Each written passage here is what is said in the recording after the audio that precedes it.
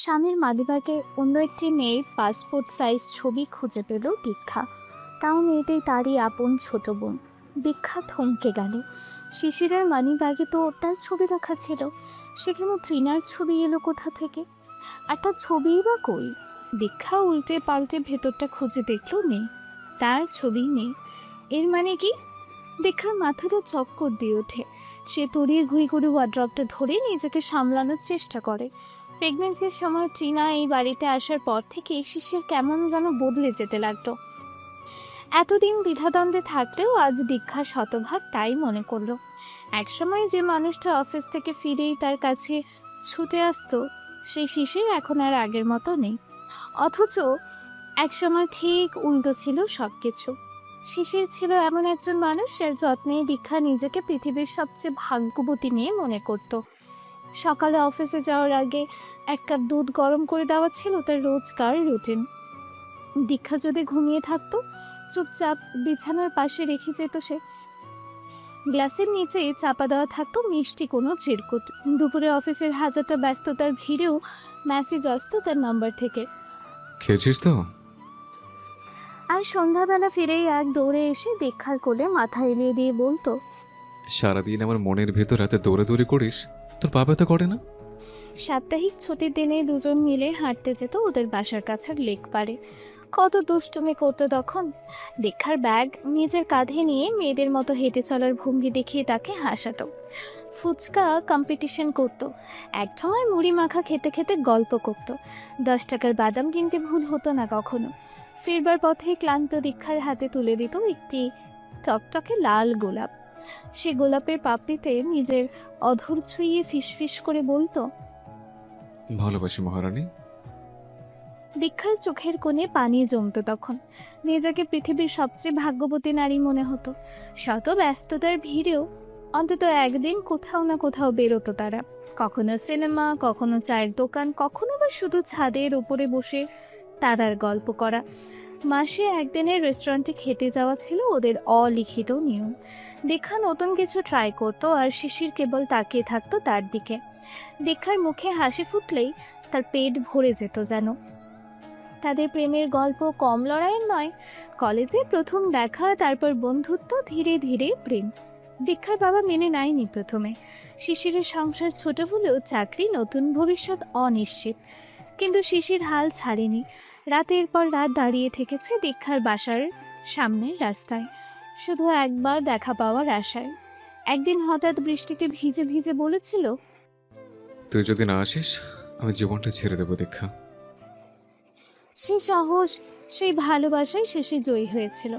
অনেক বোঝানো, লড়াই, চোখের জলে ভেজা দিন রাত্রির পর অবশেষে ওদের বিয়ে হয়েছিল। কত স্বপ্ন, কত সাজানো সকাল আর নির্ঘুম রাত জড়িয়েছিল ওদের জীবনে। অথচ এখন ট্রিনা আসার পর থেকেই যেন সেই পুরনো উষ্ণতার জায়গায় এক অদ্ভুত নীরবতা নেমে এসেছে। দীক্ষা শুধু অবাক হয়ে ভাবে, এই কি সেই শিশির যে একদিন আমার চোখের জল দেখলে পৃথিবী থামিয়ে দিতে পারতো? ট্রিনা আসার পর থেকেই ঘরের হাওয়া যেন একটু একটু করে বদলে গেল। শিশির আগের মতো আর হাসে না, কথা বলে না, শুধু দরজার ওপারে এক অচেনা নীরবতা ফেলে রেখে অফিসে চলে যায়। প্রথম দিকে দীক্ষা ভেবেছিল হয়তো অফিসে কাজের চাপ বেড়েছে, হয়তো ক্লান্তি জেঁকে বসেছে শরীর মনে। কিন্তু ক্লান্তিরও তো একটা সীমা আছে। আগে যেখানে শিশির অফিস থেকে ফিরে দরজায় ঢুকে বলতো, দেখ, আজ তরুণ চাপে এনেছে, তোর প্রিয় ফুল না? সেখানে এখন কেবল মোবাইলের আলোয় মুখ গুজে থাকা এক অপরিচিত মানুষ। অসুস্থ শরীর নিয়েও মাঝে মাঝে দীক্ষা রান্না করে। শেষে নীরবে খায়, মাঝে মাঝে তাকায়, কিন্তু সে দৃষ্টির ভেতর আর আগের উষ্ণতা খুঁজে পাওয়া যায় না। একদিন দুপুরে ঝুমা বলল, ভাবি, ভাইয়া আজকাল খুব চুপচাপ, কোনো কিছুতেই মন নেই। তোমাদের ভেতর সব ঠিকঠাক আছে তো? দীক্ষা হেসে জবাবে জানালো, হ্যাঁ, সব ঠিক আছে ননদিনী। ও কাজের চিন্তায় আছে বোধহয়, তুমি ভেবো না। কিন্তু মনে মনে কেমন এক শীতল শঙ্কা জমে উঠেছিল ওরও। ট্রিনা বেশ মিশুক স্বভাবের মেয়ে। বাড়িতে আসার পর থেকেই সবার মন জয় করে নিয়েছে। হাসি খুশি, প্রাণবন্ত। শিশিরও প্রথমে তাকে ছোট বোনের মতো বলেই দেখতো, কিন্তু সময়ের সঙ্গে সঙ্গে কিছু আচরণ বদলে যেতে লাগলো। ট্রিনার সঙ্গে শিশিরের আড্ডা, গল্প, অকারণ হাসাহাসি আর দীক্ষার জন্য অজুহাতের সংখ্যা ক্রমশ বাড়তে লাগলো। এক সন্ধ্যায় শিশির অফিস থেকে তাড়াতাড়ি ফিরে এসে ছাদে গিয়ে বসেছিল কিছুটা একান্ত সময় কাটাবে বলে। দীক্ষা প্রথম কিছুক্ষণ মাথা ঘামায়নি, কিন্তু রাতের প্রহর বাড়তে লাগলে সেও উঠে গিয়েছিল ডেকে আনার জন্য। বাইরে তখন হালকা ঠান্ডা পড়েছে, চারিদিকে জ্বর ঠান্ডা লেগেই আছে, কিন্তু সিঁড়িঘর পর্যন্ত গিয়েই দীক্ষা থমকে দাঁড়িয়েছিল। ভেতরে শিশির একাই না, তার পাশে দাঁড়িয়েছিল তৃণাও। দুজনে পাশাপাশি দাঁড়িয়ে, শিশিরের হাতে জ্বলন্ত সিগারেট, দুজনের মাথার উপর চাঁদের আলো পড়েছে। কিছু একটা বলছে শিশির, চোখ মুখ জুড়ে হাসি, হাসছে তৃণাও। দীক্ষার বুকটা কামড়ে উঠল সে প্রথম দিন। এই জায়গাটা দীক্ষার ছিল। শিশিরের পাশে দাঁড়িয়ে চাঁদের আলো গায়ে মেখে হেসে কুটি কুটি হওয়া একান্তই তার ছিল। অথচ আজ সেখানে তৃণা কেন? মনটা হঠাৎ ভারী হয়ে উঠল ওর। এগুলো না আর, পিঠ থেকে সিঁড়ি ঘরেই দাঁড়িয়ে রইল অনেকক্ষণ। ঝাপসা চোখের পাতায় কত কিছু উঠে এলো তখন। এই কি সে শিশির যার জন্য এত যুদ্ধ করে, পরিবারের সঙ্গে মনোমালিন্য করে শেষ পর্যন্ত জোর লাগিয়েছিল নিজেদের সংসারটাকে, জয়ী করেছিল নিজেদের সম্পর্ককে?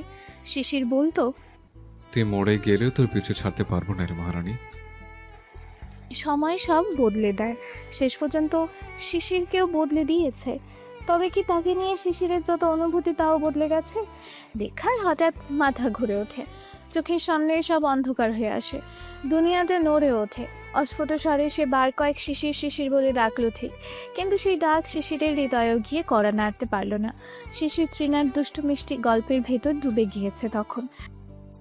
নিজেকে সামলে সেদিন নেমে এসেছিল দীক্ষা, কিন্তু এরপর থেকে আর কখনোই সে সহজভাবে নিতে পারেনি শিশির তৃণার সম্পর্কটাকে। আর আজকের এই ঘটনা থেকে ভালো কিছু ভাবতেও পারছে না সে, বরং বিশ্বাস করতে ইচ্ছে করছে না মানুষটার কাছে সে হঠাৎ করেই এত অবহেলিত হয়ে গেল। এই কথাগুলি কাউকে বলতেও পারছে না দীক্ষা। কেউ কি বিশ্বাস করবে তার কথা? ঘরে ছোট ননদ আছে, শাশুড়ি মা আছেন, বড় ভাই ভাবি, তাদের এক বাচ্চা, সবাই স্বাভাবিক। কেউ তৃণাকে নিয়ে নেতিবাচক দৃষ্টিভঙ্গি করেনি। দীক্ষার বাবা নেই, মা থাকেন নানা বাড়িতে, তৃণাও সেখানেই ছিল।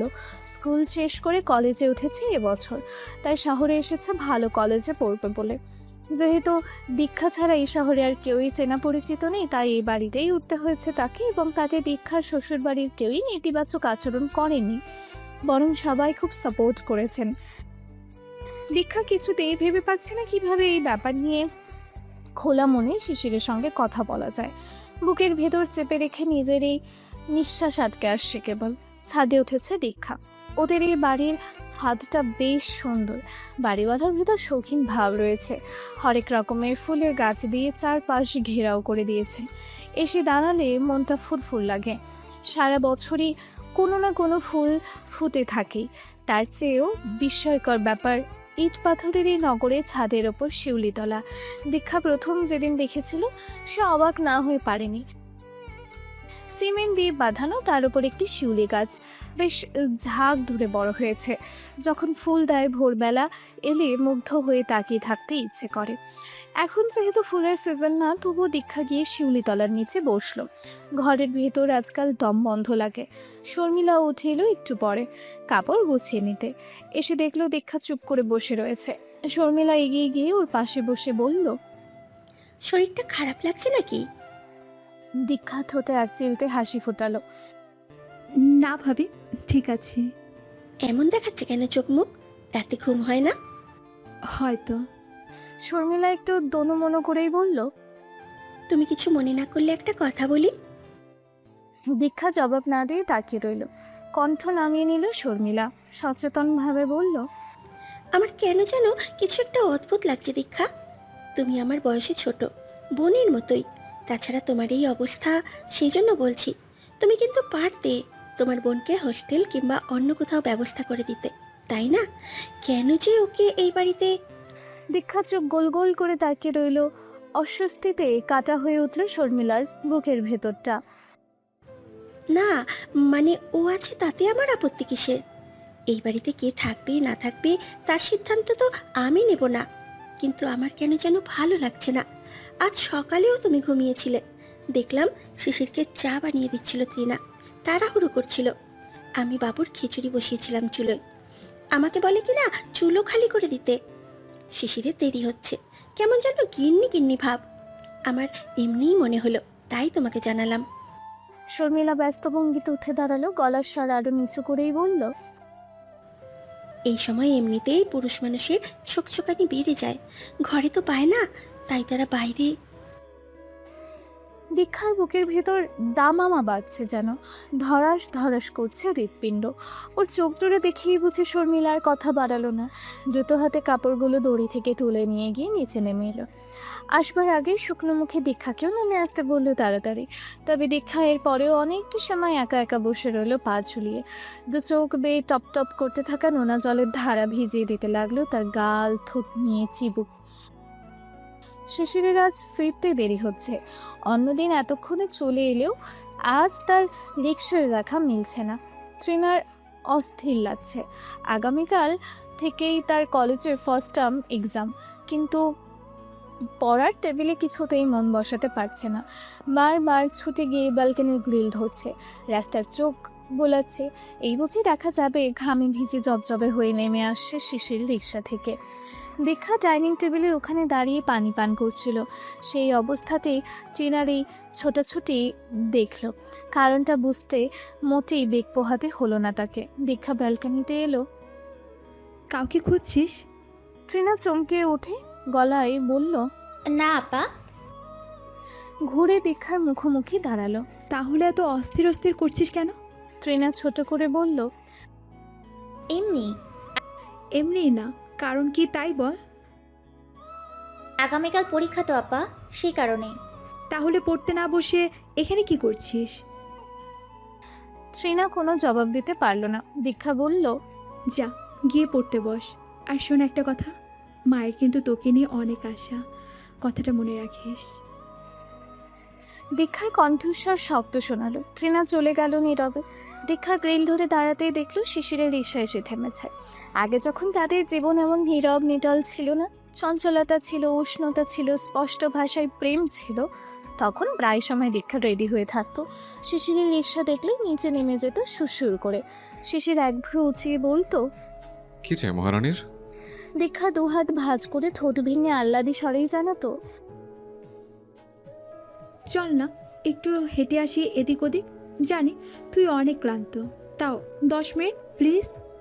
সেই 10 মিনিট কখনো কখনো ঘন্টা খানেক হতো। পুরোনো দিনে সেসব রোমাঞ্চকর দিনগুলির কথা মানসপথে ভেসে উঠতে দীক্ষার চোখটা ভরে উঠল। সেই সঙ্গে একটা বুদ্ধি খেলে গেল মুহূর্তে। ঝটফট যেভাবে ছিল সেই অবস্থাতেই গায়ে বড় একটি ওড়না মুড়িয়ে নিয়ে ধীর স্থিরভাবে নেমে এলো নিচে। শিশির সিগারেট নিচ্ছিল। দীক্ষাকে মেইন গেটে দাঁড়িয়ে থাকতে দেখে তার বুকের ভেতরটা ধক করে উঠল। ভ্রু যুগল কুঁচকে এলো। একটা মৃদুল রঙের ছায়া নেমে এলো চোখ মুখ জুড়ে। শিশির বলল, কিছু লাগবে? নিচে এসছিস কেন? লাগলে ফোন দিলেই হতো। দীক্ষা নরম গলায় বলল, তোকে একটা কথা বলবো, রাগ করবি না তো? বল। একটু হাঁটবি এদিক ওদিক? আমি জানি তুই অনেক টায়ার্ড, বেশিক্ষণ নেব না, জাস্ট 10 মিনিট। শিশির স্থির চোখে তাকিয়ে রইল। দীক্ষার বুকের ভেতরটা ধুকপুক করছে। শিশিরকে রাজি হবে না, মানা করে দেবে, চোখ জ্বালা করছে, জল ভরে উঠবে উঠবে ভাব। সে আপ্রাণ চেষ্টা করে মুখটাকে হাসি হাসি রাখতে, কিন্তু পারছে না। বুকের ভেতরটা পড়ছে। কতদিন হয় শিশির তাকে জড়িয়ে ধরে না। দীক্ষাকে অবাক করে দিয়ে শিশির রাজি হলো। সংক্ষেপে বলল, 10 মিনিট মানে 10 মিনিটে, 1 মিনিট বাড়তি না, এগো। যত মন খারাপ ছিল সব মুহূর্তেই উড়ে গেল। কোন জাদু বলে মিলিয়ে গেল হাওয়ায়। খুশি মনে এগিয়ে এসে শিশিরের একটা হাত চেপে ধরল দীক্ষা। যেমনটা আগে ধরে হাঁটার অভ্যাস ছিল। শিশির ছাড়িয়ে নিল না। টুকটুক করে দুজনে হাঁটতে লাগলো পরবর্তী কিছুক্ষণ। ব্যালকনি থেকে ওদের গমন পথের দিকে জলজলে চোখে তাকিয়ে রইল তৃণা। ভাবলেশীন চোখ মুখ। শিশিরের হাতের ভেতর হাত গলিয়ে দিয়েছে দীক্ষা। দুজনের মাঝখানে বাতাস যাবারও পাঁকটুকুনি। ট্রিনার হাতটা গ্রিলে ধরেছিল। সে জায়গাটা আরেকটু শক্তভাবে চেপে ধরল কেবল। ঢাকা শহরে একেবারে কোলাহলপূর্ণ রাস্তাঘাট সচরাচর পাওয়া যায় না। সবসময় যানবাহনের টুংটাং আওয়াজ লেগেই থাকে। মধ্যরাত থেকে মেরি কুকুরের আর্তনাদ। তবে দীক্ষা শিশির যে পথে হাঁটছে সে পথটি এই মুহূর্তে একেবারে কোলাহলমুক্ত। রাস্তার দুধারে বড় বড় দালান কোঠা, তাদের সামনে আম জাম কাঁঠাল সহ নাম না জানা আরও গাছ লাগানো রয়েছে। তারা বড় হয়েছে, ছায়া দিচ্ছে। যতবারই দেখে ততবারই মুগ্ধ হয় দীক্ষা। তবে আজ তার সেই সব কিছুতেই খেয়াল নেই, বরং মন পড়ে রয়েছে শিশিরের দিকে। হাঁটতে হাঁটতে আর চোখে বারবার শিশিরকে দেখছে সে। অপরদিকে শিশির নাক বরাবর হেঁটে চলেছে তো চলেছেই, কিছুক্ষণ পর পর হাত ঘড়িতে নজর বোলাচ্ছে। মানুষটির পাশে দাঁড়ানো দীক্ষার চেয়েও বাড়িতে ফেলে আসা দুদিনের মেয়েটির জন্য এত টান অনুভূত হচ্ছে। বাহ, দীক্ষার চোখ ভিজে এলো। এত ভোতা মন তার ছিল না কখনোই। আর এখন ক্ষণে ক্ষণে ভেঙে আসে হৃদয়ের পার। সময় শিশিরের পাশাপাশি তাকেও কেমন বদলে দিয়েছে, দুর্বল করে দিয়েছে চিত্ত। ইস, দীক্ষা নিচু হয়ে চোখের কোণ মুছতে লাগলো। আর ঠিক সেই সময় শিশির জিজ্ঞেস করে উঠল, কাঁদছিস কেন? দীক্ষা চমকে তাকালো, বিস্মিত গলায় বলল, কই? শিশিরের নিস্তব্ধ কণ্ঠস্বর দায়সারাভাবে বলল। দেখলাম তো, চোখে পানি। দীক্ষা মৃদু হাসি ফুটিয়ে তুলল ঠোঁটের কোণে, অভিমানী কণ্ঠ করেই জানালো, যাক, খেয়াল করিস তাহলে। আমি তো ভেবেছিলাম আমার কোনো কিছুই তোর চোখে পড়ে না। এ কথার পিঠে কিছুই বলল না শিশির। হাত ঘড়িতে আবারও দৃষ্টি নিক্ষেপ করে প্রাণহীন কণ্ঠে জানালো, 10 মিনিট শেষ, এবার ফিরতে হবে। দীক্ষা জবাবে কিচ্ছুটি না বলে চুপচাপ ফিরতি পথ ধরল। শিশিরের হাতটা ছেড়ে দিল, সামান্য দূরত্ব রেখে চুপ করে হাঁটতে লাগলো। বুকের ভেতর অনেকগুলো প্রশ্ন হুড়মুড় করে গলা দিয়ে বেরিয়ে আসতে চাইছে। দীক্ষা বহু কষ্টে চেপে রেখে দিয়েছে তার। শিশিরকে কেন যেন প্রশ্নগুলি শোনাতে বড্ড ভয় লাগছে। মনে হচ্ছে যেটুকু সুতো আছে তাও ছিঁড়ে যাবে। তবে কিন্তু এভাবেই বা আর কতক্ষণ? হৃদয়কে হাতের মুঠে চেপে নিঃশ্বাস নেওয়া যায় বেশিক্ষণ? বাসার পথে এক সিরিয়ালের 3-4টি দোকান রয়েছে।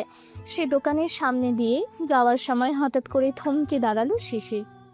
কি হলো? জানতে চাইলো দীক্ষা। আমার তো কিছু কেনা লাগবে না, বলল সে। শিশিরের চোখ মুখ কেমন রক্তিম হয়ে উঠল। নাতিশীতোষ্ণ আবহাওয়ায়ও ঘেমে উঠল আকস্মাৎ। গলা ঝেড়ে টানা স্বরে বলল, বাড়ির সবার জন্য আইসক্রিম নিয়ে যায়। দীক্ষা কিছু বলল না, নীরবে চেয়ে চেয়ে দেখলো শিশিরের কাণ্ড কাহিনী। খুঁজে খুঁজে স্ট্রবেরি ফ্লেভারের আইসক্রিম নিল 2 বক্স। দীক্ষার মনে পড়ে গেল একটা ঘটনা।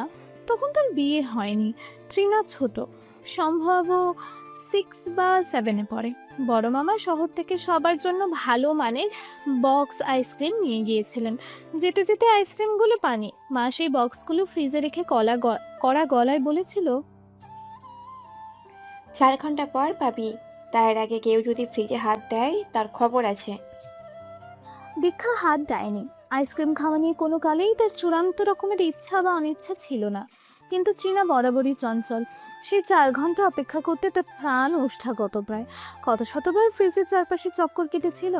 অবশেষে যখন সবাইকে বাটিতে করে আইসক্রিম দেওয়া হলো, তৃণা কেঁদে কেটে একসা। তার পছন্দের ফ্লেভার স্ট্রবেরি।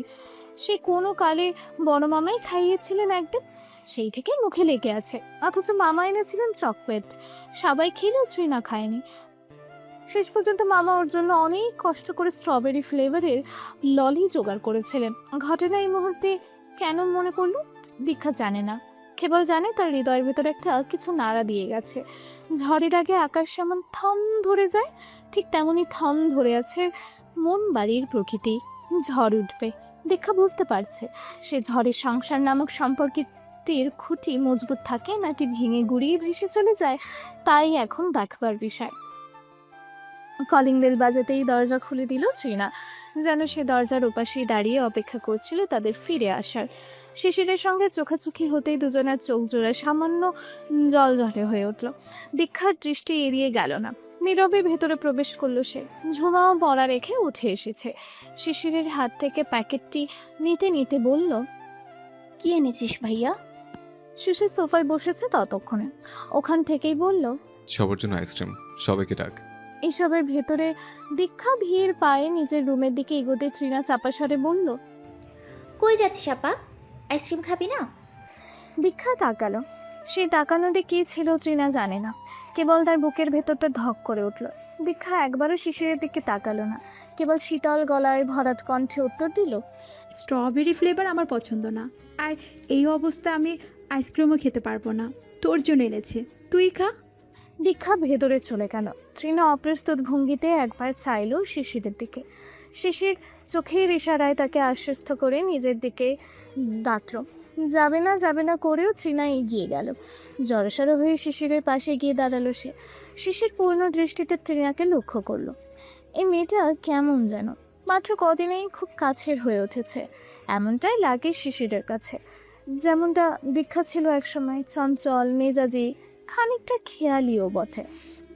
সে দীক্ষা আর আজকের দীক্ষার মধ্যে খুব একটা মিল খুঁজে পায় না শিশির। দীক্ষা ছিল স্বাস্থ্য সচেতন, নিজের প্রতি সবসময় যত্নশীল একজন। নিজের জন্য যা ভালো হয় তাই করত, সবসময় নিজেকে গুছিয়ে সাজিয়ে রাখত। শিশিরের কাছে লজ্জাবুঝি গাছের মতো নুইয়ে থাকত, দিনগুলো রঙিন লাগত। আর আজকাল দীক্ষার নিজেকে নিয়ে কোনো ভাবনা নেই, স্বপ্ন নেই, জীবনের প্রতি কোনো চাওয়া পাওয়াই নেই, নিজেকে সাজিয়ে গুছিয়ে রাখার তাড়াও নেই।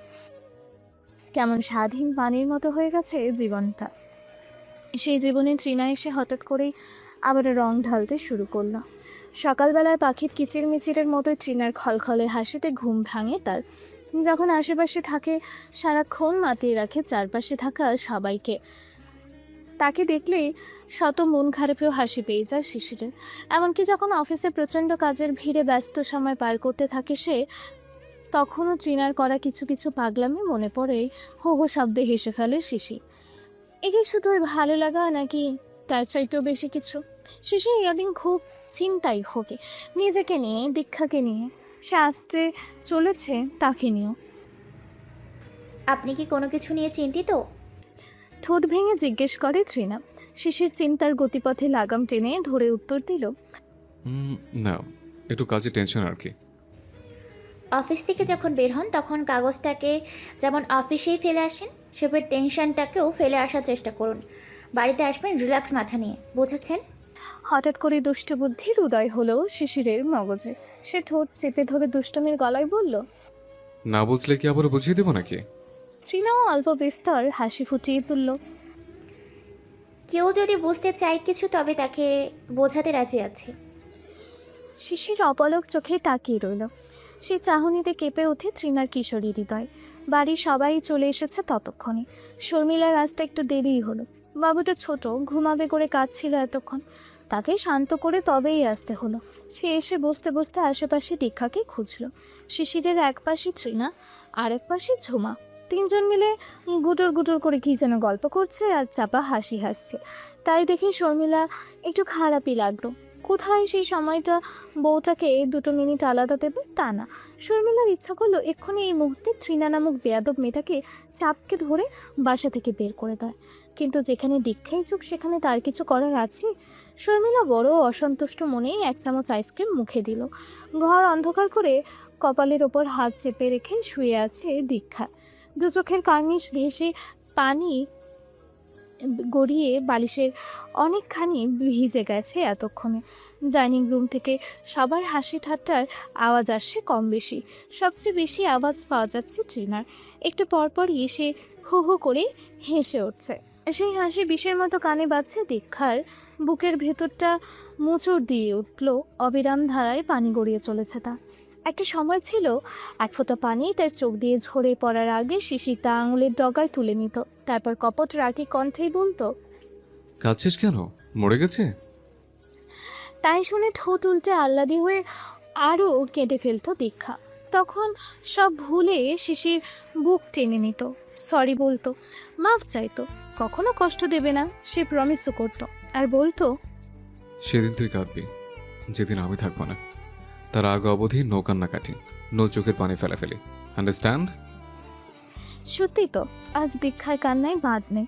শিশির তো নেই আজ, ওর শরীরটা বেঁচে রইল, মন তো মরে গেছে। এখন দীক্ষা কাঁদতেই পারে। কেউ দরজা খুলে ভেতরে ঢুকলো, লাইট জ্বালালো। দীক্ষা চোখের ওপর থেকে হাত সরালো না, এমনকি চোখ মেলে তাকালোও না। সে জানে শিশির ঢুকেছে। এই বুনোগন্ধ একমাত্র শিশিরের শরীরের। তোর কি শরীর খারাপ লাগছে নাকি? কাছে এগিয়ে আস্তে আস্তে বলল সে। দীক্ষা কোনো প্রকার জবাব দিল না। বাইরে কি সুন্দর বাতাস বইছে, অথচ জানালাগুলো আটকে ভারী পর্দা টেনে রেখেছে দীক্ষা। শিশির ব্যস্ত হাতে পর্দা সরালো, জানালা খুলে দিল, ব্যালকনির দরজা খুলে আবারও দীক্ষার কাছে এলো। কিরে, কি হয়েছে? জবাব দিচ্ছিস না কেন? রাতে ভাত খাবি না? ওষুধ তো আছে। দীক্ষা, আয় দীক্ষা। শিশির ধাক্কা দিতেই দীক্ষা হাত সরিয়ে তাকালো। শিশির চমকে উঠল, চোখ জোড়া টকটকে লাল বর্ণ ধারণ করেছে, ঈষৎ ফোলা ফোলা চোখ মুখ, দেখে মনে হচ্ছে বড় কোনো ঝড় বয়ে গেছে ওর ওপর দিয়ে। শিশির চাপা স্বরে অস্ফুটে বিড়বিড় করলো। কি হয়েছে? দীক্ষা উঠে বসলো, বসতে বসতে ফেটে পড়লো প্রচণ্ড ক্ষোভে এবং মানসিক যাতনায়। একটা কিছু যখন হৃদয়ে উপরে পাহাড় সমান চাপ নিয়ে বসে, সেটাকে বেশিক্ষণ সহ্য করা যায় না। খুব দ্রুতই হৃদয়ের আগ্নেয়গিরি ফেটে আগুনের গলিত লাভা বেরিয়ে ধূলিসাৎ করে দেয় সব কিছু। তেমনটাই হলো এখন। দীক্ষা চিৎকার করে বলে উঠল। কি হয়েছে জানিস না তুই? কিচ্ছু জানিস না? না। হতবম্ব হলো শিশির। চিৎকার করছিস কেন দীক্ষা? হয়েছেটা কি? আমায় বল। হ্যাঁ বলবো, সব বলবো, আমি সবাইকে বলবো। এই যন্ত্রণা একা আমি কেন ভোগ করব? তোকেও করতে হবে, আর সবাইকে করতে হবে। যা গিয়ে সবাইকে ডেকে নিয়ে আয়, যা। দীক্ষা, বেশি বেশি হচ্ছে কিন্তু। কি হয়েছে ঠান্ডা মাথা আগে বল, আর শান্ত হ প্লিজ। সিন ক্রিয়েট করিস না। সিন ক্রিয়েটেড তুই কি দেখলি শিশির? হ্যাঁ, আমি তোকে ভালোবেসেছি, আমার সবটুকু দিয়ে ভালোবেসেছি। ঘৃণা করলো সবটুকু দিয়েই করব। দীক্ষা নিজেই বিছানা থেকে নেমে এলো, দরজা খুলে সবাইকে ডেকে আবারও ভেতরে প্রবেশ করলো। তৃণা সবার পেছনে, ভয়ে বুকটা ধুকপুক করছে তার। শিশির চুপচাপ দীক্ষার আচরণ দেখছে এবং কিছুটা বুঝেও গেছে দীক্ষা কী করতে চায়। যাক, একদিক থেকে ভালোই হয়। তবে নিজের ভেতরেও যে দ্বিধাদ্বন্দ্ব জন্মেছে, তা সবার সামনে এই সুযোগে নিয়ে আসা গেলেও ভালোই হয়। নতুন করে কাউকে কিছু বলতে হবে না, বোঝাতেও হবে না, তবে হাজারটা কৈফিয়ত দিতে হবে, সে দেওয়া যাবে।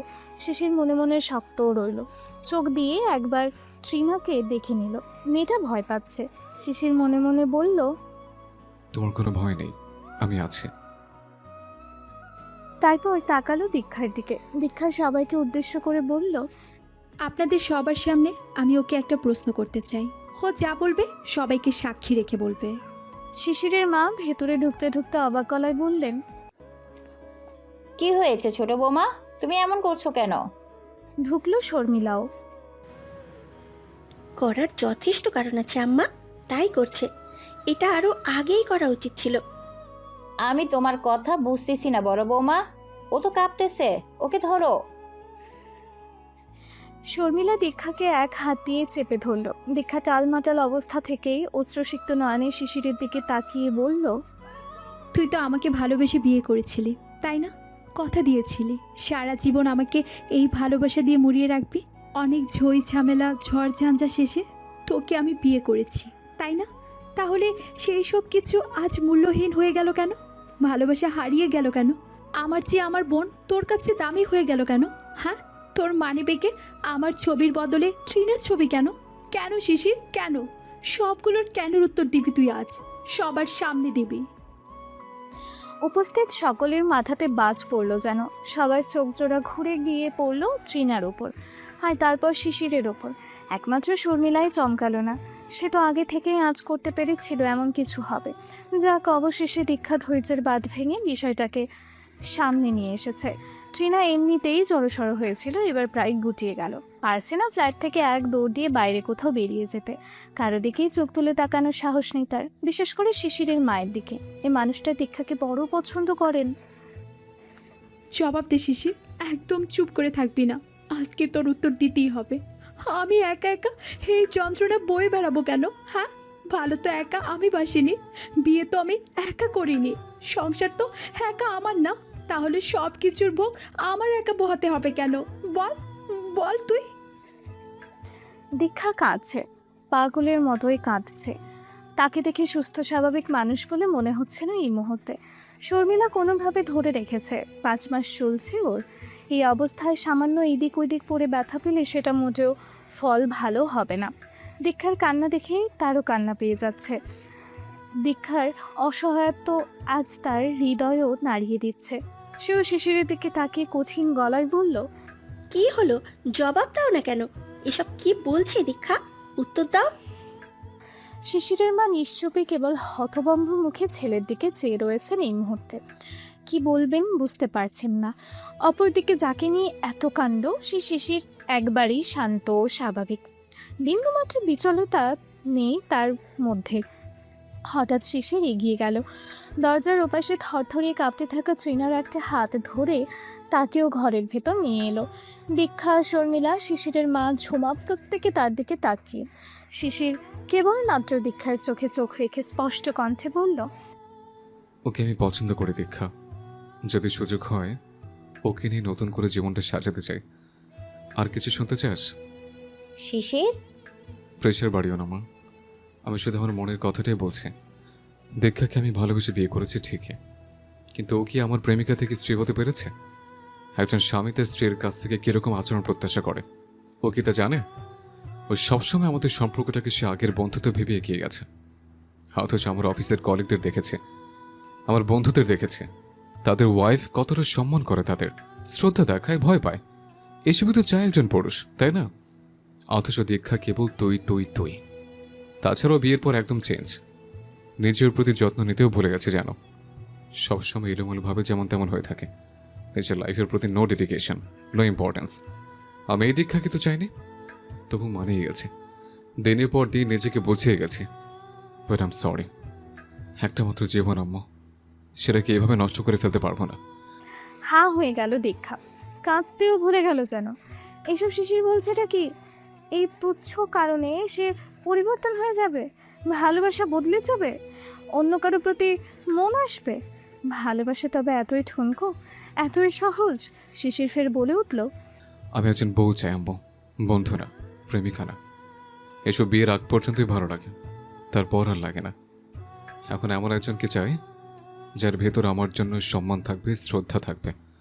আমি যা বলবো তাই হবে, আমার ওপর দিয়ে মাতাবরি করবে না। আমি ক্লান্ত আম্মু, প্রচুর ক্লান্ত। শিশিরের মুখে কথাগুলো শেষ হতেই দীক্ষা নিশ্চুপে তাকিয়ে রইল কিছুক্ষণ। চোখ দুটো টলটল করছে, কিন্তু সে কান্না চেপে রাখলো এবারে। গলার স্বর কাঁপলেও প্রতিটা শব্দ যেন ধারালো কাঁচের মতো কেটে যাচ্ছিল সকলের ভেতর। আমি তোকে কোনোদিন সম্মান করিনি, শ্রদ্ধা করিনি। এই কথাগুলো তুই কিভাবে বলতে পারলি? নিজেই ভেবে কুল পাচ্ছি না। এর উত্তরে আমি তোকে যে কি বলবো তাও বুঝতে পারছি না। তবে একটা জিনিস আজ বুঝতে পারলাম, হারে হারে সবাই পার্টনারের মধ্যে বন্ধু খোঁজে। এই কথাটা ভুল। কেউ কেউ তোর মতো শুধু একজন পার্টনারই খোঁজে, বন্ধু না। সে থেমে একটু নিঃশ্বাস নিল, তারপর ধীরে ধীরে পুনরায় বলতে লাগলো, তুই জানিস আমি তোর পর থেকে আর কাউকে মুগ্ধ করতে চাইনি। তোকে পেয়ে মনে হয়েছিল আমার জীবনের সব পাওয়া এখানেই শেষ। তোর হাসিতে, তোর চোখে আর তোর একটু যত্নে আমি এমন তৃপ্তি পেয়েছিলাম যে নিজের রং হারিয়ে ফেলেছি তোর ভেতরেই। আমি ভেবেছিলাম এই তো, এইটাই জীবন, এই ভালোবাসাটাই চিরকাল থাকবে। আর আজ সেই ভালোবাসাই নাকি তোর কাছে আমাকে ছেড়ে দেওয়ার কারণ। বাহ, ভালো বললি শিশির, সত্যি বা আমার ভালোবাসা তোকে এমন জায়গায় এনে ফেলেছে যেখানে আমি তোর জন্য বোঝা হয়ে গেছি। আমি জানতাম না এত কম দামি জিনিস ছিলাম আমি। দীক্ষার গলা কেঁপে উঠল, 2 ফোঁটা জল গড়িয়ে পড়ল অবাধ্য হয়ে।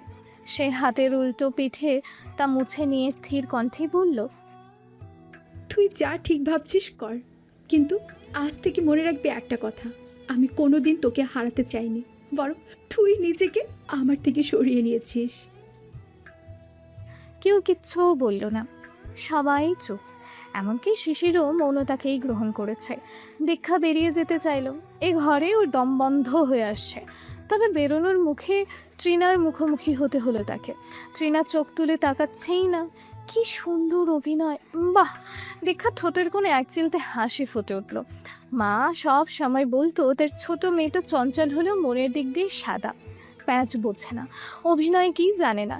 অথচ আজ যদি মা এখানে থাকতো তবে দেখতো তার ছোট মেয়েটার অভিনয় আজ বড় বড় অভিনেত্রীদেরকে হারিয়ে দিয়েছে। দীক্ষা হঠাৎ করে একটা কাজ করে বসলো। ট্রেনার যুবথুবু মুখপানে তাকে সবটুকু শক্তি দিয়ে একটা চর মারল, এতই জোরে আর এতই আকস্মাত যে ট্রিনা প্রায় টলে উঠল সেই চর খেয়ে। উপস্থিত সকলেই চমকালো, তবে কেউ কোনো কথা বলল না। কেবলমাত্র এগিয়ে এলো শিশির হুড়মুড় করে। কি করলি এটা? দীক্ষা জবাবে বিষ দৃষ্টিতে তাকালো শিশিরের দিকে, তারপর একটিও কথা না বলে ঘর ছেড়ে বেরিয়ে গেল। ঘরে নিস্তব্ধতা নেমে এলো মুহূর্তে। ট্রিনা নিঃশব্দে কাঁদছে, তার ফর্সা গালে দীক্ষার 4 আঙুলের দাগ লালচে হয়ে ফুটে উঠেছে। সে দৃশ্যটা দেখে শিশিরের বুকের ভেতরটা যেন ছিঁড়ে গেল। অথচ আশ্চর্য, তার জন্য যে মানুষটা নিজের স্বপ্ন ও আশা এমনকি পুরো জীবনটাই ভস্ম করে দিয়েছে, সে মানুষটার মুখের দিকে তাকিয়েও তার মন সত্যটুকু জেগে উঠল না। বিন্দু মাত্র করুণা বোধ তৈরি হলো না হৃদয়ের আদালতে। রাত অনেক, চারিদিক নিস্তব্ধ। ঠান্ডা হওয়ায় ছাদের রেলিং ছুঁয়ে মুখে এসে লাগে দীক্ষার। আকাশে আধো মেঘ, আধো তারা, চাঁদ যেন দূরের কুয়াশায় হারিয়ে গেছে। বাতাসে শীতের আগমনী বার্তা, হালকা কুয়াশার সঙ্গে মিশে আছে শুকনো পাতার গন্ধ। নিঃশব্দে কাঁদছে যেন সময়। দীক্ষা দাঁড়িয়ে আছে ছাদের এক কোণে রেলিং ঘেঁষে, গায়ের ওপর ওড়নাটা কেঁপে উঠছে বাতাসে, আর তার চোখ থেকে ঝরে পড়া অশ্রু ঝিলমিল করে উঠছে চাঁদের ক্ষীণ আলোয়। বুকের ভেতরটা যেন কেউ ছিঁড়ে ফেলছে প্রতি মুহূর্তে। শিশিরের কথাগুলো বারবার কানে বাজছে। আমি একজন স্ত্রী চেয়েছি আম্মু, বন্ধু নয়। রিপিট। এই একটা বাক্য যেন হাজারটা ছুরির মতো বিদ্ধ করছে তার মনকে। সে একটা হাত রাখলো নিজের পেটে। এই তো, এর ভেতর শিশিরেরই অস্তিত্ব, তারই রক্ত মাংসের প্রতিচ্ছবি। অথচ এই শিশিরের কাছে আজ দীক্ষা কে? একজন অতীত, একটু ভুল, নাকি শুধুই বোঝা? চোখ বন্ধ করতেই চোখের সামনে ভেসে উঠল কত শত টুকরো স্মৃতি। ছোট ঘরটার জানালায় দাঁড়িয়ে শিশিরের হাসি। সকালে চা বানিয়ে দীক্ষার হাত ধরে বলতো, ম্যাডামের জন্য চা বানালাম, ভালো হলে 10 টাকা দিবি কিন্তু। অফিস থেকে ফিরে ক্লান্ত গলায় ডাকতো, দীক্ষা কোথায় রে? তোকে ছাড়া ঘরটা কেমন ফাঁকা ফাঁকা লাগছে। বলেছি না দরজা খুলে দাঁড়িয়ে থাকবি আমার অপেক্ষায়। একসাথে বৃষ্টিতে ভেজা বিকেল, ছাদের টবে লাগানো টগর গাছ, শিশিরের নাম লেখা ছোট একটা কাঠের ফলক, সবকিছুই এখন কেবল অতীতের গন্ধে মোড়া। দীক্ষা হঠাৎ হাঁপিয়ে উঠল, কান্নার চেপে রাখতে পারল না, মুখ ঢেকে ফুপিয়ে উঠল, অসংযত অসহায় ভেঙে পড়া এক মেয়ে হয়ে। ঠিক তখনই হালকা এক ছোঁয়া টের পেল কাঁধে। চমকে পেছনে ফিরে তাকালো দীক্ষা। দাঁড়িয়ে আছে শর্মিলা, তার চোখেও জল, ঠোঁটে অজস্র না বলা কথা। দীক্ষার চোখে চোখ রেখে শর্মিলা ধীরে এগিয়ে এলো, তারপর নিঃশব্দে তাকে বুকে টেনে নিল। দুজনেই কাঁদছে, একজন নিজের ভাঙা স্বপ্নের জন্য, আর একজন সে স্বপ্নের পতনের সাক্ষী হয়ে। ছাদের উপরে ঝুলে আছে ঠান্ডা চাঁদ, নিচে নিস্তব্ধ শহর, আর সেই নিস্তব্ধতার ভেতরে শীতের হাওয়ায় কেঁপে উঠছে এক ভাঙা ভালোবাসার নাম দীক্ষা। শর্মিলা উদ্বিগ্ন কণ্ঠে বলে উঠল, আর কত কাঁদবা এভাবে? শরীর খারাপ করবে তো। তুমি কি একা এখন? ওর কথা ভাবো। দীক্ষা নিজেকে সামলাতে পারছে না কিছুতে, আর পারবেই বা কী করে? এটা কি সামলে ওঠার মতো বিষয়? কোথায় দুজন মিলে অনাগত অতিথিকে নিয়ে হরেক রকমের স্বপ্ন সাজাবে, তা না, তাদের জগৎটাই ভেঙে গুড়িয়ে একাকার হয়ে গেছে। দীক্ষার চোখ দুটো মুছিয়ে দিল শর্মিলা, মাথাটা আবারও বুকের ভেতর চেপে ধরে বলল, আর কাঁদে না, আর না। যার জন্য কাঁদছো সে তো একবারও ভাবছে না তোমার কথা, বরং মায়ের কাছে ঘ্যান ঘ্যান করে চলেছে সমানে। নিজের সাফাই গাইতে হাজারটা বাহানা তুলে ধরেছে, অথচ সেই মানুষটির জন্য কাঁদছো তুমি। দীক্ষা ভাঙা ভাঙা গলায় জবাব দিল, কোনোদিন ভাবিনি ভাবি শিশির এতটা বদলে যেতে পারবে। মানুষ পারে না এমন কিচ্ছু নেই, শক্ত হও। আজ থেকে তুমি শুধু নিজের কথা ভাববে দীক্ষা, আর কাউকে নিয়ে ভাববে না। আমি কি করব ভাবি, কি করব এখন বলো তো? আমি কিচ্ছু বুঝতে পারছি না। শিশির এভাবে এতটা নিষ্ঠুর হতে পারলো। ট্রিনাকে নিয়ে ও সংসার করবে, আর আমি তাই দেখবো চোখের সামনে। দীক্ষা আবারও হু হু করে কেটে উঠল। শর্মিলা ওর কাঁধে জোড়া শক্ত করে চেপে ধরে বলল, আর একটুও কাঁদলে তোমার গালে একটা চড় মারবো আমি। শক্ত হও বলছি। যে তোমাকে এইভাবে ছুঁড়ে ফেলে দিল তার জন্য একটুও কাঁদবে না, একটুও না। ওর জন্য কাঁদি না তো ভাবি, কাঁদি নিজের কপালের জন্য, নিজের বোকামির জন্য। নিজেকে বলে কেন কাউকে বেশি ভালোবাসতে গেলাম। কপালের জন্য কাঁদছো কেন? ভাগ্য তো সেই লিখেছেন যে দুঃখের বিপরীতে সুখও দিয়েছেন। আর তুমি কোনো বোকামি করনি। কাউকে ভালোবাসা বোকামি নয়, কাউকে বিশ্বাস করাও বোকামি নয়, বরং সেই শুদ্ধ ভালোবাসা এবং বিশ্বাস যে ভাঙল, বোকা সে। এই উপলব্ধির সময় তাকে টের পাইয়ে দেবে। জানো তো, আল্লাহ ছাড় দেন, তবে ছেড়ে দেন না। চুপ হও, একদম চুপ। নিজের মনকে শান্ত করো। এই লড়াইটা তোমার একলার। এতদিন তোমার পাশে তুমি সবাইকে পেলেও এখন আর কাউকে পাবে না, কাউকে না। বিশ্বাস করো, তাই নিজেই নিজের শক্তি হও, তার জন্য লড়াই করো। যে আছে তোমার গর্ভের ভেতর। দীক্ষা কোনো জবাব দিল না। উত্তর দিক থেকে একটা ঠান্ডা হাওয়া এলো হঠাৎ করে। শিগগিরই শীত শুরু হয়ে যাবে মনে হচ্ছে। এভাবে এখানে দাঁড়িয়ে থাকাটা ঠিক না। তাই শর্মিলা দীক্ষার হাত ধরে টেনে নিয়ে চলল তাকে। আসো, ঘরে আসো। তুমি তোমার ঘর ছাড়বা কেন? তুমি শক্ত থাকবা, আমি তোমার পাশে আছি। তোমার বড় ভাইও আছে, আম্মাও আছে। আসুক তোমার ভাই, আজ শিশিরের খবর আছে। দীক্ষা বাধ্য মেয়ের মতো শর্মিলার সঙ্গে নিচে নেমে এলো। শিশির তার মায়ের সঙ্গে পাশাপাশি বসে কথা বলছে। শর্মিলার সঙ্গে দীক্ষা ঢুকতেই শিশির চুপ হয়ে গেল। শিশিরের মা সাইমা বেগম দীক্ষার দিকে তাকালেন। বসো ছোট বৌমা, এখানে বসো। বসার বিন্দুমাত্র ইচ্ছা না থাকা সত্ত্বেও দীক্ষা বসলো। শর্মিলাও বসলো তার পাশে। একটা হাত তখনও শক্ত করে ধরে রেখেছে, যেন ভরসা দিচ্ছে সে আছে দীক্ষার এই কঠিন সময় তার পাশে। সাইমা বেগম ক্লান্ত গলায় বললেন, তুমি কি চাও মা, বলো। আমি শিশিরের কথা শুনেছি, এবার তোমার কথা শুনতে চাই।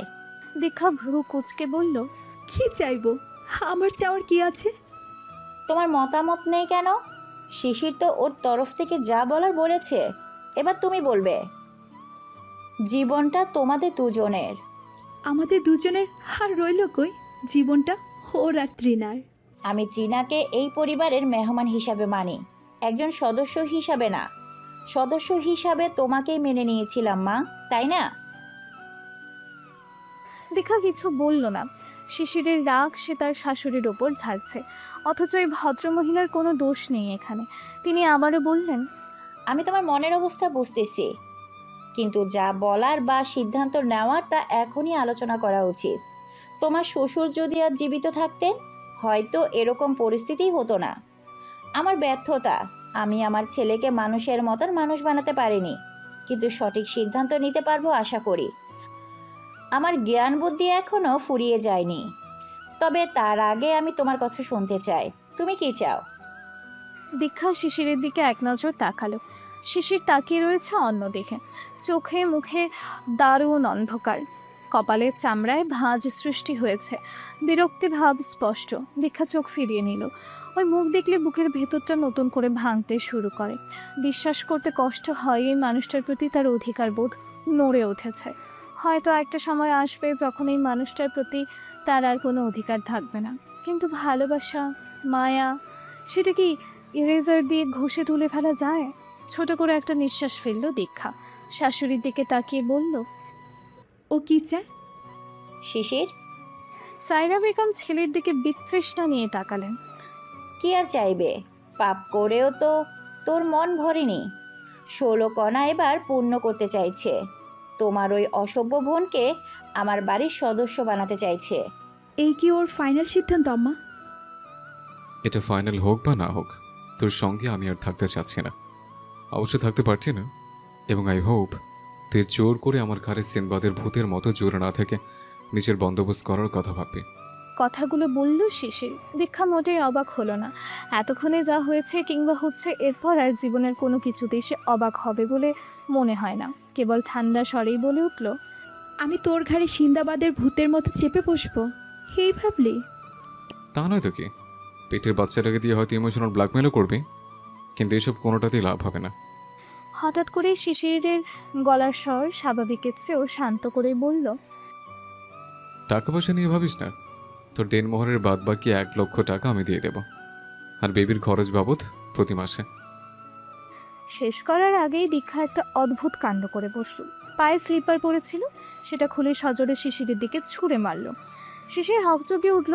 স্লিপার গিয়ে তার গালে পড়েছে, তারপর কোলের ওপর পড়ল।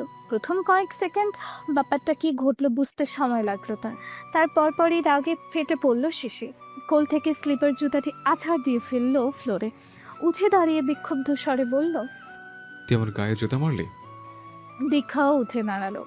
সামান তালে রাগ দেখিয়ে বলল, এর চেয়ে নিকৃষ্ট কিছু আমার কাছে থাকলে সেটা দিয়ে তোকে মারতাম। তোর লজ্জা করছে না শিশির? এত বড় একটা অন্যায় করলি, তারপরও বিন্দুমাত্র অনুশোচনা বোধ হচ্ছে না? উল্টো তুই আমাকে টাকার গরম দেখাচ্ছিস। এর জন্যই তোর মতো মেয়ের সঙ্গে আর এক ছাদের তলায় থাকতে পারছি না। আমি মোটেই টাকার গরম দেখাইনি, বরং আশ্বাস দিয়েছি টাকা পয়সার দিক দিয়ে আমি যতটা পারবো সাপোর্ট করে যাব। লাগবে না তোর সাপোর্ট আর তোর আশ্বাস। দুটোকে কাগজে মরিয়ে জায়গার মতো ভরে রাখ। বেঁচে থাকার অক্সিজেনটুকু কেড়ে নিয়েছিস, আর এখন জোতা মেরে গরুদান করতে আসছিস? হ্যাঁ, শিশির থাওয়া বনে গেল। দীক্ষার কাছ থেকে এরকম আচরণ সে আশা করেনি, মোটেই করেনি। দীক্ষার সঙ্গে তার সেরকম রাগারাগি কখনো হয়নি। রাগারাগি থেকে গালাগালি কিংবা মারামারি, এসব থেকে তাদের সম্পর্ক বরাবরই সেফ ছিল। কিন্তু আজ যেন দীক্ষা তার চেনা দীক্ষা নয়। তার মুখের ভাষাও এত অশালীন ছিল না কখনো। এত রূঢ় আচরণে তাকে দেখা যায়নি কোনো দিনও। বোকা শিশির, কিচ্ছু বুঝছে না। তার কাছে অবাক লাগছে দীক্ষাকে, অথচ পুরনো দীক্ষাকে ভেঙে চড়ে গুড়িয়ে নতুন করে তৈরি করতে তার হাতটাই যে প্রধান, সে কথা কে বোঝাবে। ঘরটা থমথমে, উপস্থিত সকলের নিঃশ্বাস পর্যন্ত শোনা যাচ্ছে। বাতাস যেন আটকে গেছে দেয়ালের ভেতর। সবাই অবাক দৃষ্টিতে তাকিয়ে আছে দীক্ষার দিকে। শিশির চুপ, কিন্তু সেই চুপটা ঝড়ের আগে নিস্তব্ধতার মতো। তার চোখের মনি জ্বলে উঠেছে, কপালের রগ ফুলে উঠেছে।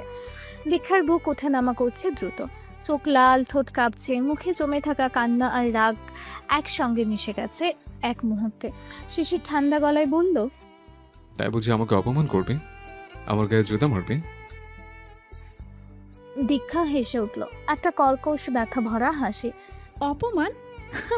অপমানের তুই কি জানিস শিশির? অপমান তো তুই আমাকে করলি, আমার অনুভূতিগুলোকে করলি, এমনকি আমার পেটের সন্তানকেও তুই ছাড়লি না। শিশির দাঁতে দাঁত চেপে বলল, চুপ করবি তুই? আমার আর তোর মধ্যে যাওয়া হওয়ার হয়ে গেছে, এখন এসব বড় লাভ নেই। তুই আমার জীবনে জায়গা হারিয়ে ফেলেছিস। দীক্ষা তীব্র গলায় উত্তর দিল, জায়গা হারিয়েছিস? আমি হারিয়েছি নাকি তুই বিক্রি করে দিয়েছিস?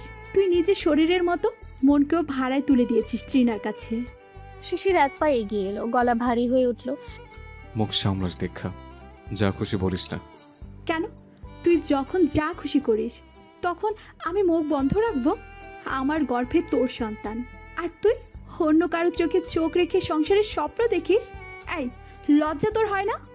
শিশির চেঁচিয়ে উঠল, তুই থামবি নাকি? না, থামবো না, আজ সব বলবো। তুই জানিস তোর মতো স্বামী মানে নোংরার থলে। হ্যাঁ, আমার জীবনের সবচেয়ে বড় অভিশাপ। শিশির টেবিলের ওপর রাখা গ্লাসটা ছুঁড়ে মারল দেয়ালে। গ্লাস ভেঙে গুঁড়ো গুঁড়ো হয়ে পড়ল মেঝেতে। চুপ করে যা, নাহলে খারাপ হবে। দীক্ষাও এবার ভয় পেল না, চোখে চোখ রেখে বলল, খারাপ তো তুই হয়ে গেছিস, এখন আর কিছুতেই নতুন খারাপ করা সম্ভব না। তুই আমার সহ্য শক্তির পরীক্ষা নিচ্ছিস দীক্ষা? তোর সহ্য শক্তি? হ্যাঁ, তুই নিজের বিবেকের পরীক্ষা দিয়েছিস প্রথমে, এখন নিজের মুখের থুতু নিজেই চাচ্ছিস। শিশির এক ঝটকায় এগিয়ে এসে দীক্ষার হাত ধরে টানল। তুই মেয়ে হয়ে আমার সঙ্গে এভাবে কথা বলিস? দীক্ষা ছটফট করে হাত ছাড়তে লাগলো। হাত ছাড় বলছি, হাত ছাড়, নোংরা মানুষ। চুপ কর। শিশির এবার প্রায় ঘুষি তুলল দীক্ষার মুখের দিকে। চোখ জ্বলছে রাগে, মুখ বিকৃত হয়ে গেছে। ঠিক তখনই একটা তীব্র চিৎকারে ঘর কেঁপে উঠল। শিশির, থাম। সাইমা বেগম উঠে দাঁড়িয়ে ছেলের হাত চেপে ধরলেন। তার চোখ লাল, গলায় কম্পন। আর 1 ইঞ্চিও নড়বি না, তোর এই হাতটা আমি কেটে ফেলবো যদি তুই আমার ছেলে নামের কলঙ্ক। শিশির হতভম্ব হয়ে তাকালো মায়ের দিকে। শর্মিলা এগিয়ে এসে দীক্ষার সামনে দাঁড়িয়ে গেল। ওর গায়ে হাত দেওয়া মানে আমার গায়ে হাত দেওয়া। নে দে, আগে আমাকে চর দিবি, তারপর ওকে। শিশির নিঃশব্দে দাঁড়িয়ে রইল, বুক উঠছে পড়ছে। দীক্ষা কাঁপছে থরথর করে, চোখ বেয়ে অশ্রু গড়িয়ে পড়ছে গাল বেয়ে। দীক্ষা এক মুহূর্ত তাকালো শিশিরের চোখে, গলায় কাঁপা স্বরে বলল, তুই একটা মানুষ না শিশির, তুই একটা অভিশাপ, আমার জীবনের সবচেয়ে ভয়ঙ্কর ভুল। কিন্তু মনে রাখিস, তোর সেই তৃণার চোখে যে সুখ দেখতে চাস, সেটা একদিন তোর চোখে কাঁটা হয়ে ফুটবে। আল্লাহর বিচার তোকে কোনোদিন হাসতে দেবে না, কোনো দিন না। ঘরটা নিস্তব্ধ, শুধু কাঁচের টুকরো গড়াগড়ি খাচ্ছে মেঝেতে। বাতাসে জমে থাকা ভালোবাসা, ঘৃণা, রাগ কিংবা চিৎকার সব মিলেমিশে এক অদ্ভুত ভারী নীরবতা ছড়িয়ে পড়েছে চারিদিকে। সাইমা বেগম ধীর স্বরেই বললেন, দীক্ষা, ঘরে যাও মা। এই নোংরা ছেলেটার সঙ্গে 1 মিনিটও মুখ লাগিও না, আমি ওর বিচার করব। দীক্ষা কিচ্ছু বলল না, শুধু শর্মিলার হাত ধরে ধীরে ধীরে ঘরের দিকে এগিয়ে গেল। বাইরে তখন রাত গভীর, আকাশে হালকা কুয়াশা, চাঁদ ম্লান, হাওয়ায় বয়ে আসছে টগর ফুলের গন্ধ, আর সেই গন্ধে মিশে আছে এক অসহায় মেয়ের নীরব প্রতিজ্ঞা। এবার সে হারবে না, ভালোবাসায় ভাঙবে না। যতটুকু গুড়িয়ে গেলে একটা মানুষের আর ভয় থাকে না, দীক্ষার ততটুকু খুইয়ে গেছে। এবার পুনরায় জোড়া দিয়ে সিঁড়ি ডিঙিয়ে উপরে উঠবার সময় এসে গেছে। দীক্ষা চলে যেতেই শিশির ধপ করে সোফার উপর বসে পড়ল। কাঁপতে থাকা শরীর নিয়ে ভাঙা ভাঙা গলায় বলল, ওর ব্যবহার দেখলে আম্মু, কি বেয়াদবের মতো কথা বলে গেল। এভাবে কি তোর স্বামীর সাথে কথা বলে আম্মু? তুমি বাবার সাথে এভাবে কথা বলছো কোনোদিন? তুই তো করি। ছি। সাইমা বেগম ক্লান্ত কণ্ঠে বললেন, তোমার বাবা কোনো দিন এমন কিচ্ছু করেও নি যার জন্য আমার এই রূপে আসতে বাধ্য হতে হয়। তার মতো চরিত্রবান এবং সৎ পুরুষ মানুষ আমি আমার জীবনে কমই দেখেছি। তোমার বড় ভাই রুমেল একদম তার মতোই হয়েছে। তুমি যে কিভাবে অন্যরকম। শিশির বিস্ফোরিত কণ্ঠে বলল, আম্মু, তুমিও? মানে পেয়েছোটা কি তোমরা? হ্যাঁ, আমার ভাল লাগছে না ওকে আর তোমরা জোর করো ওর সঙ্গে। সাইমা বেগম কথার মাঝখানেই উঠে দাঁড়ালেন। আমরা কেউ জোর করছি না তোমাকে, তুমি আমার পুত্র, তোমাকে তো ত্যাগ করতে পারবো না, কিন্তু তোমার অন্যায় আবদারও মেনে নিতে পারবো না। যদি সংসার, বিয়ে এইসব একটা ছেলে খেলা হয় তোমার কাছে, তবে তুমি তোমার জিনিসপত্র নিয়ে আলাদা হয়ে যাও, যেভাবে খুশি যার সঙ্গে খুশি থাকো। এটাই আমার শেষ কথা।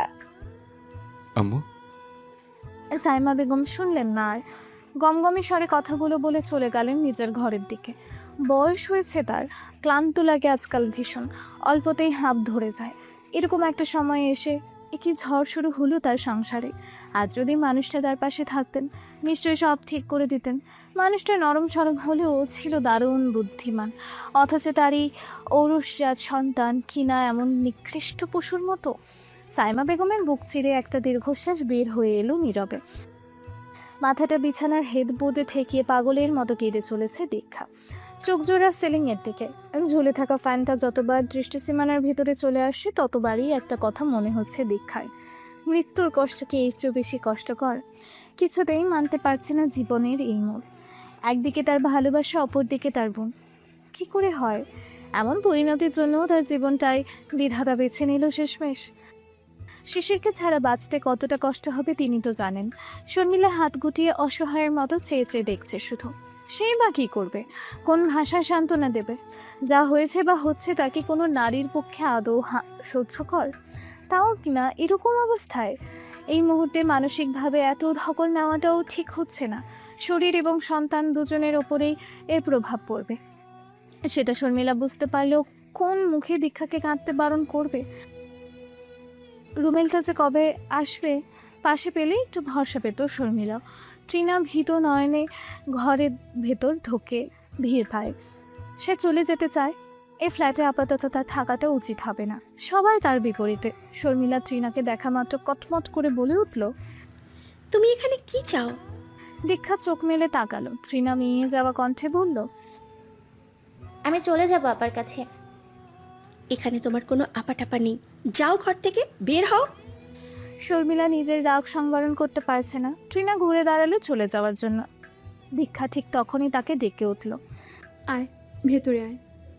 ভাঙা দিশেহারা কণ্ঠস্বর। ট্রিনা চমকালো, চমকে গেল শর্মিলাও। দীক্ষা, কি দরকার?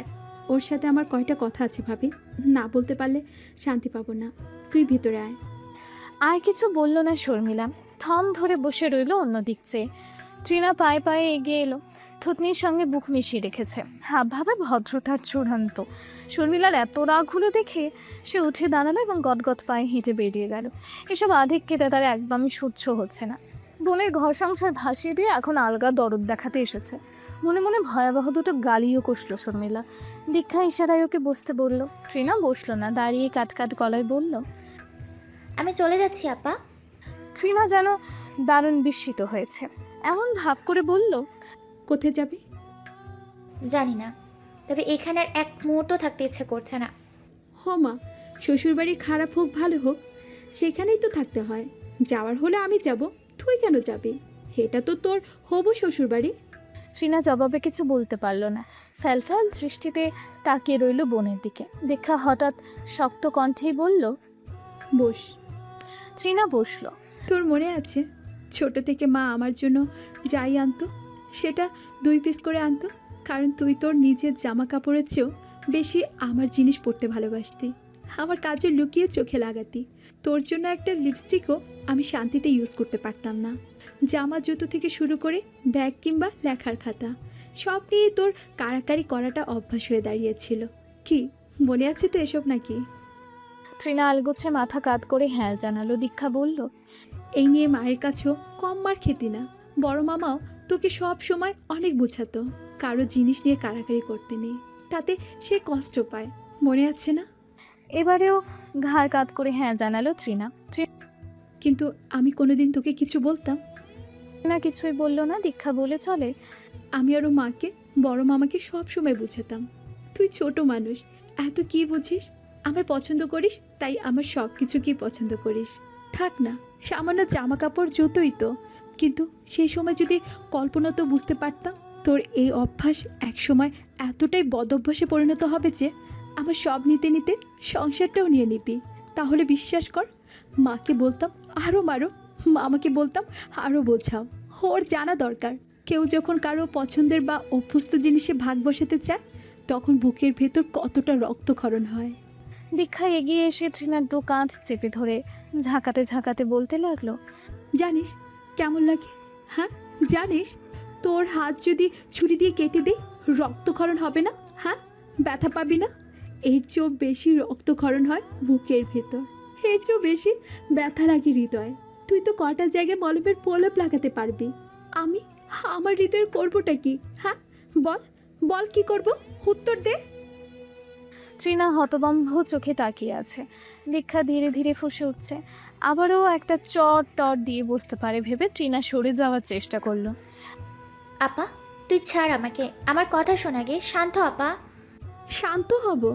তুই আমার ঘর কেড়ে নিলি, বর কেড়ে নিলি, এখন আমাকে বলছিস শান্ত হতে? আপা খবরদার আমাকে আপা ডাকবি না। তোর মতো বোন যেন আল্লাহ কারো ঘরে দ্বিতীয়টা না দেন। তুই বোন 4টাকে কলঙ্কে ডুবালি, ছি। দীক্ষা থুথু ছুঁড়ে মারলো। ট্রিনার গোটা মুখটার উপর গিয়ে পড়ল। আপা দীক্ষাকে ঠেলে নিজের কাছ থেকে দূরে সরালো সে। এমনভাবে ধাক্কা দিয়ে সরালো আর একটু হলেই বেখেয়ালি পড়তো দীক্ষা। বিন্দু মাত্র বিচলিত হলো না ট্রিনা, বরং নিজের কণ্ঠস্বর শক্ত করে বলল, অনেক হয়েছে, আর ভালো লাগছে না। তুমি আসলে একটা ফালতু মেয়ে। সাথে সাথে তোমার জামাই তোমাকে ফেলে আমাকে বেছে নেয়নি। নিজের আচরণ আগে ঠিক করো। বস্তির মতো টানাটানি করছো আর আমাকে ছি বলছো। আমাকে তুমি নিজে একটা ছি। জামাইয়ের সাথে আদর লেহাজ নিয়ে কখনো কথা তো বলতে পারো না, আবার জামাইয়ের মনটাও বোঝো না। সে না চাওয়ার পরও বেবি একটা ঘাড়েও ঝুলিয়ে দিয়েছো, অথচ তোমার হাজব্যান্ড এই বেবিটা চাইছে নাকি চায় না সেগুলো কখনো জানছো? জানো নাই। সে কারো কাছে না বলতে পেরে আমার কাছে বলেছে। সারা সময় নিতে চেয়েছিল, রেডি ছিল না মানসিকভাবে এত বড় দায়িত্বের জন্য।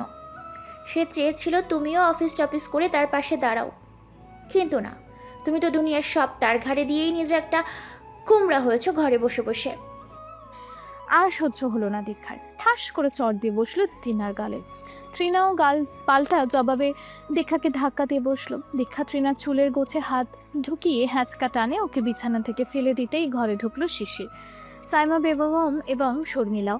শিশির ছুটে গেল প্রায়। তুই সব কি করতেছিস দীক্ষা? তুই পাগল হয়ে গেছিস? নিচ থেকে তোলার জন্য হাত বাড়াতেই সেই হাত ধরে মুচড়ে দিল দীক্ষা। চিৎকার করে বলল, হ্যাঁ পাগল হয়ে গেছি, তুই আমাকে পাগল বানিয়েছিস জানোয়ার। তোর কারণে আজ আমার এই দশা। আমি নিজে যদি মরি তোকে নিয়ে মরবো। দীক্ষা হাত ঝাড়া দিয়ে উঠল শিশির। রাগে উন্মাদ অন্ধ হয়ে পা তুলে লাথি দিয়ে বসলো আচানক। ব্যাপারটা কি হলো বুঝতে 2 সেকেন্ড লাগলো সবার। তারপর পরই আর্তচিৎকার বেরিয়ে এলো সাইমা বেগম এবং শর্মিলার ঠোঁট চিরে। দীক্ষা! শিশির, দীক্ষা মাটিতে বসে পড়েছে, 2 হাত চাপা দেওয়া তলপেটের উপর।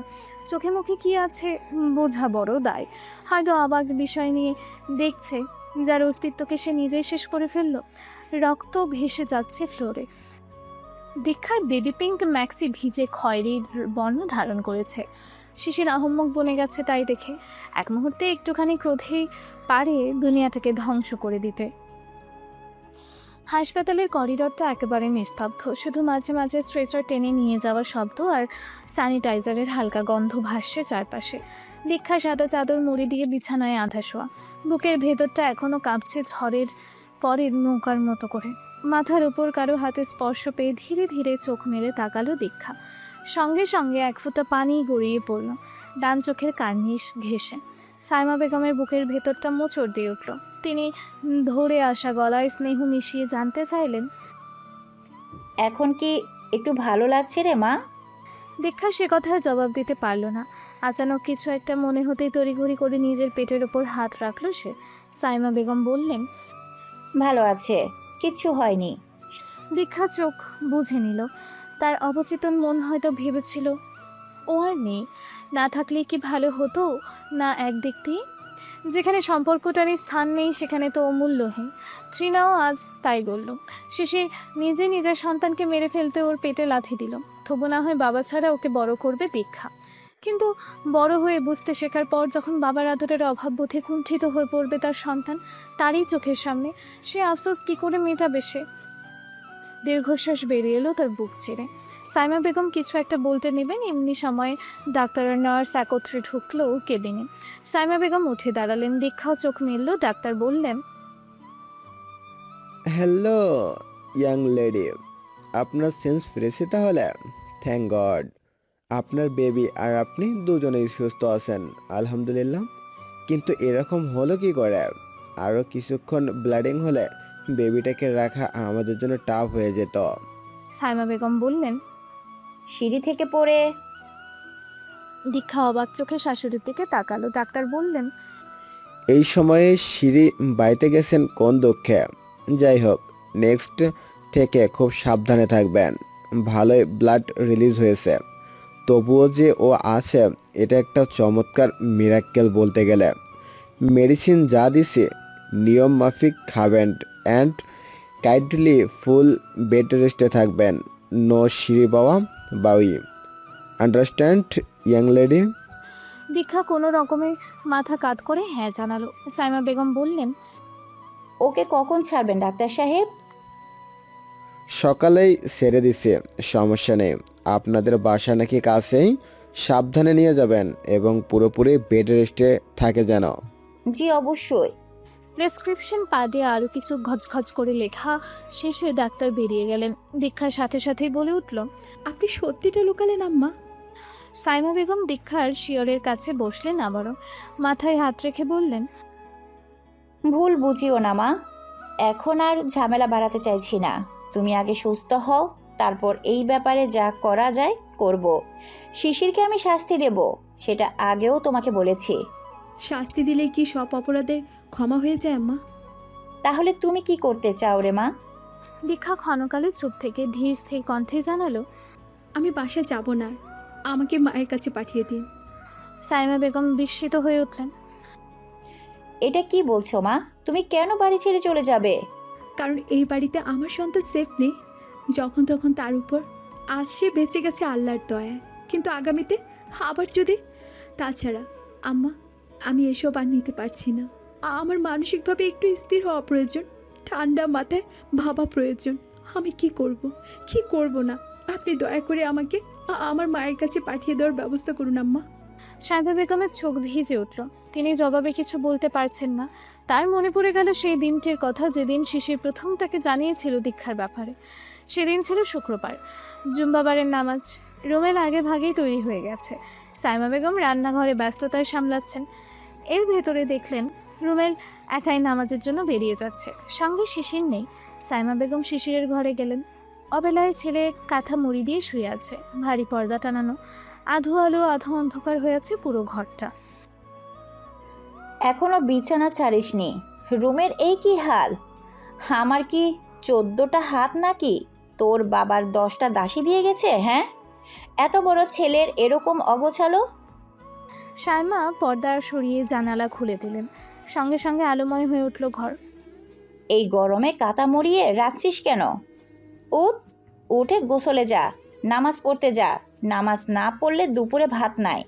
শিশির উঠল না, জড়বস্তুর ন্যায় পড়ে রইল তবুও। কি হলো? আমি কি বলছি কথা কানে যায় না? উঠ শিশির, উঠ। সাইমা বেগম ছেলের গায়ের উপর থেকে কাঁথা টেনে সরিয়ে নিতেই হতভম্ব হয়ে গেলেন। শিশির কাঁদছে, কারণ কি জিজ্ঞাসা করতেই ছেলেটা হুড়মুড়িয়ে মায়ের পায়ের ওপর পড়ে গিয়ে বলেছিল দীক্ষা নামের মেয়েটিকে সে বড্ড পছন্দ করে, তাকে বিয়ে করতে চায়, কিন্তু তার ছোট চাকরি ওর বাবা রাজি হচ্ছে না। ভালো পাত্র দেখছেন, মা যেন একটু কথা বলে দেখে। সেই শিশির কত কষ্ট করে দীক্ষাকে এ বাড়ির বউ করে তুলল, অথচ আজ। সাইমা বেগম দু চোখের পানি ছেড়ে দিলেন, টপ টপ করে তা গড়িয়ে পড়তে লাগলো দীক্ষার কপালের ওপর। দীক্ষা তরল গলায় বলল, কাঁদবেন না আম্মা, ভাগ্যে যা ছিল তাই হচ্ছে। আপনি না আমাকে একসময় বলেছিলেন আমি শিশিরের ভাগ্যে ছিলাম বিধায় শত ঝড়ের পরও ওর হয়েছি। তাহলে এগুলো আমার ভাগ্যেই লেখা নিশ্চয়, নইলে এমনটা হবার কথা ছিল বলুন? ছিল না তো। সাইমা দীক্ষার কপালে পড়া অশ্রু ফোঁটাগুলি মুছে দিতে দিতে বললেন, আমি তোমাকে তোমাদের বাড়িতে পাঠানোর ব্যবস্থা করছি, তারপর নিজেও এই বাড়ি ছেড়ে যেদিকে দু চোখ যায় চলে যাব। এই শেষ বয়সে এসে এসব অনাচার দেখা ভাগ্যে লিখে রেখেছিল বিধাতা। আমি কাল সকালে যেতে চাই আম্মা। বাসায় যাবা না আর? না, আপনি আমার জামা কাপড় সব আনানোর ব্যবস্থা করুন, এখান থেকে আমি বাড়ি যাব। সাইমা বেগম জবাবে কিচ্ছুটি বললেন। বাইরে রাত গভীর হচ্ছে, রাস্তায় দু একটা নেড়ি কুকুর ঘেউ ঘেউ করে ডাকছে, দেয়াল ঘড়ির কাঁটাটা টিকটিক শব্দে এগিয়ে চলেছে, এছাড়া আর কোথাও কোনো শব্দ নেই। মায়ের কাছে চলে যাবে, এটা কেমন কথা আম্মা? আপনার ছেলেরে আমি সব জানাইছি, সে সকালের গাড়িতে উঠতেছে, আসুক তারপরে একটা। শর্মিলার কথার মাঝখানে সাইমা বেগম বললেন, ও হাসপাতাল থেকে গাড়িতে উঠবে, ওর কথা আমি ফেলতে পারি নাই। মেয়েটার জন্য আমি কিছুই করতে পারতেছি না। শেষ কথাটা অন্তত রাখি। আপনার ছেলে অনেক রাগ হবে, সে বলেছে শিশিরকে এসে থাপড়ে ঠিক করে ফেলবে। সাইমা মুচকি হাসলেন। শিশির কি ছোট বাচ্চা? থাপড়াইলে যদি সব সমাধান হয়ে যেত তাহলে এই থাপ্পড়টা আমিই দিতে পারতাম বড় বৌমা, পারতাম না? এবারে আর বলার কিছু খুঁজে পেল না শর্মিলা, চুপচাপ বাবুকে কোলে নিয়ে দাঁড়িয়ে রইল। সাইমা বেগম বড় লাগে যে যত্ন সহকারে দীক্ষার জামা কাপড় প্রয়োজনীয় জিনিস সব গোছাচ্ছেন। ব্যাগ নিয়ে বের হওয়ার সময় শিশির এসে দাঁড়ালো তার সামনে, কাচুমাচু মুখে জানতে চাইল। আম্মু ও কেমন আছে? তিনি কটাক্ষ করে বললেন, কোন খবরটা জানতে চাও? ভালো না মন্দ? ভালোটাই দেই। তোমাকে ছেড়ে সে চিরতরে চলে যাচ্ছে, এখন তুমি সব ঝামেলা মুক্ত। আমি সে কথা বলিনি আম্মু। কিন্তু যেটা শুনতে চেয়েছো আমি সেটাই বলেছি। শিশিরকে পাশ কাটিয়ে সাইমা বেগম শর্মিলা দুজনেই বের হয়ে গেল। শিশির একা একা বোকার মতো দাঁড়িয়ে রইল। ডাইনিংয়ের দরজা ধরে পর্দার আড়ালে সরে দাঁড়ালো ত্রিনা। সে কি এই মুহূর্তে শিশিরের কাছে যাবে নাকি যাবে না ভেবে পাচ্ছে না। জানালার কাঁচ নামিয়ে রেখেছে দীক্ষা, শো শো করে হাওয়া ঢুকে পড়ছে গাড়ির ভেতর, চোখে মুখে ছুঁয়ে দিচ্ছে ঠান্ডা ছোঁয়া। কিছুক্ষণ আগেও চোখ দুটো জ্বালা করছিল, এখন খানিকটা আরাম লাগছে, চোখ বুজে নিল সে। গাড়ি ছুটে চলেছে নির্জন হাইওয়ে ধরে, সন্ধ্যার মধ্যে পৌঁছে যাবে এই আশা। মাকে খবর দেওয়া হয়েছে, মা খুব একটা ভালোভাবে নেননি খবরটা। স্বামীর মৃত্যুর পর থেকে তিনি ভাইয়ের সংসারে একটা বাড়তি বোঝার মতো করে পড়ে আছেন। সেই জায়গা থেকেই দীক্ষাকে মানুষ করেছেন, ত্রিনাকে পড়াশোনা করাচ্ছেন। বাবার রেখে যাওয়া সামান্য জমানো টাকাগুলো কত হিসেব করে, কত আটসাট করে খরচ করেন দীক্ষা জানে খুব ভালো করে। এখন সেখানে ফিরে গেলে কদিন বা টিকবে তাদের জীবনযাপন, ভাবলে বুকের ভেতরটা হাহাকার করে ওঠে। তবু শিশিরের মুখটা আর সহ্য হয় না। ওই মানুষের সঙ্গে টেনে হিঁচড়ে সংসার নামক সম্পর্কটা আর চালিয়ে নেওয়া যায় না। সংসার কি জোর করে হয়? ভালোবাসাকে ঠেলে ঠুলে টিকিয়ে রাখা যায়? চোখের কোণে হঠাৎ করে জমে ওঠে জল। দীক্ষা তা মুছে না। আজ তার পাশে কোনো চেনা মুখ নেই, তাই আড়াল করারও প্রয়োজন নেই। ড্রাইভার নীরবে গাড়ি চালিয়ে চলেছে, একবারও পেছনে ফিরে তাকায়নি। সঙ্গে আসতে চেয়েছিলেন সাইমা বেগম, বারবারই বলেছেন, একলা যেও না মা, আমি যাই তোমার সঙ্গে। কিন্তু দীক্ষা মানা করে দিয়েছে। এই পথটা একাই হাঁটতে হবে তাকে। যখন সামনে আরও বড় আরও একাকী এক জীবন অপেক্ষা করছে, তখন এইটুকু পথ না হয় একাই পাড়ি